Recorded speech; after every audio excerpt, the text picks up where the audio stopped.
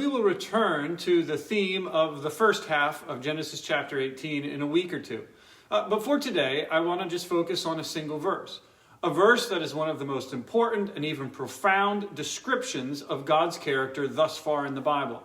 So in the second half of verse 25, we read that Abraham rhetorically asks, quote, "Shall not the judge of all the earth do what is just?" That the answer is in the affirmative is borne out in the conversation that follows. So what does it mean that God is just? Well, a simple definition suggests that God's just nature means that he always treats his creation, including us, righteously. The context here is, of course, in regards to the wickedness of the cities of Sodom and Gomorrah.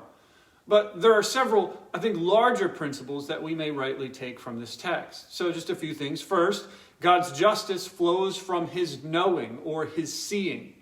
And just as Hagar confesses that God is the God of seeing, here again, God sees and hears the outcry of wickedness that has come up from these two cities.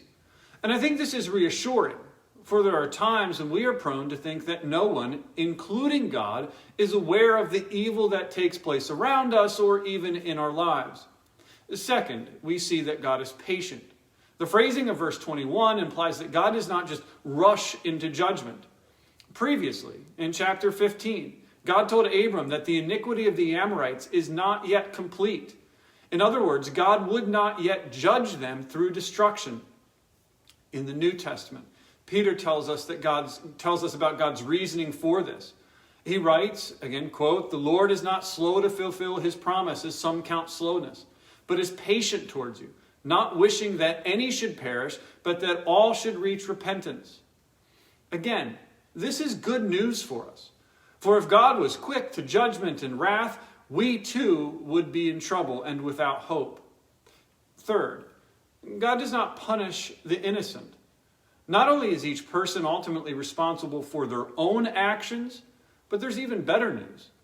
See, the back and forth between the Lord and Abraham is telling in that it reveals that the presence of even a few righteous persons has a sort of purifying effect on the whole. It seems to forestall the outpouring, again in this case, of divine punishment. So not only does this provide comfort to believers, but this should also encourage us to be salt and light and live out our faith in the midst of God's patience. And then lastly, we will see how this plays out next week. But we understand that when God pours out his wrath against sin and wickedness and rebellion, it is devastating and even final. Hear the words that are used to describe this event here in Genesis 18. Sweep away, destroy, put to death. God's love demands justice, and when the time comes, God does not hold back. So in closing, notice God's reasoning for allowing Abraham to know his intentions. "For I have chosen him," God says, "that he may command his children and his household after him to keep the way of the Lord by doing righteousness and justice, so that the Lord may bring to Abraham what he has promised him." And that's verse 19. The Lord is not trying to scare Abraham per se.